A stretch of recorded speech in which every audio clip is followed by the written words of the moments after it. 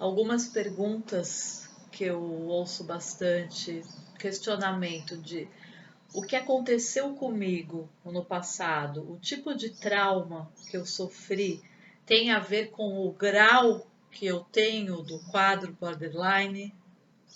A resposta é não necessariamente, tá? A gente tem que entender que cada indivíduo vai reagir de uma forma diferente, com um mesmo trauma, por motivos que a gente não consegue explicar exatamente por quê, certo? Agora, obviamente, várias situações específicas vão causar um trauma. Então, essa pessoa vai gerar realmente, ela vai ter consequências desse trauma na vida dela. Quando a gente fala do abuso sexual, por exemplo, é muito ligado ao borderline, né? O abuso sexual, e não necessariamente o borderline passou por abuso sexual, certo? E não necessariamente a pessoa que vai passar pelo abuso sexual vai criar um quadro borderline.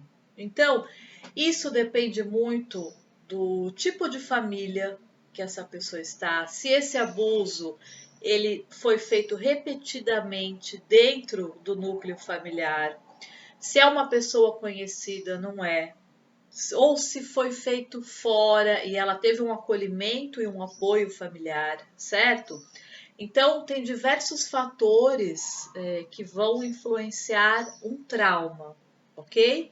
O trauma foi se instalado, mas a gravidade vai depender muito de como essa pessoa vai reagir também com mecanismos dela em relação a esse trauma. Eu conheço casos de pessoas que têm o TPB que são gravíssimos e se originaram, por exemplo, de uma separação dos pais, né? Conheço casos também onde houve o abuso sexual e o caso não é tão grave. Então, não necessariamente aquilo que eu passei vai me indicar um grau do TPB, ok? Tem todo um contexto social, cultural, familiar que a gente tem que pensar. Nós temos defesas internas, nós temos 1000 mecanismos que lidam automaticamente com a sensação do trauma, né? A gente percebe muito isso quando dois irmãos passam por uma mesma situação abusiva num ambiente familiar. Um vai para um perfil totalmente vai atrás de drogas, às vezes pode se tornar bandido, pode se envolver realmente em diversas questões, ele pode seguir um padrão daquilo que ele presenciou dentro desse núcleo familiar. E o outro pode fazer o oposto, o inverso. Ele pode criar, inclusive, um horror a tudo isso que ele viu, e ele vai se tornar uma pessoa totalmente oposta ao que ele presenciou em relação a esses pais, certo? Então, isso é muito individual.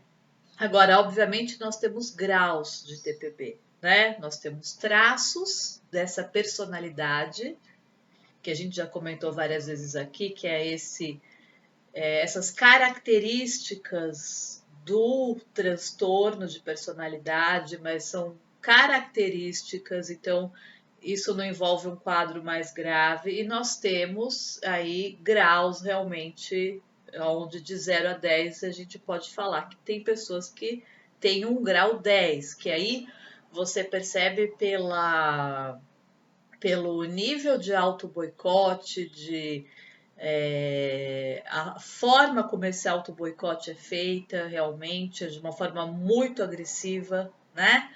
A permanência de pensamentos suicidas, enfim, existem vários critérios e várias formas da gente identificar esses graus, certo, pessoal?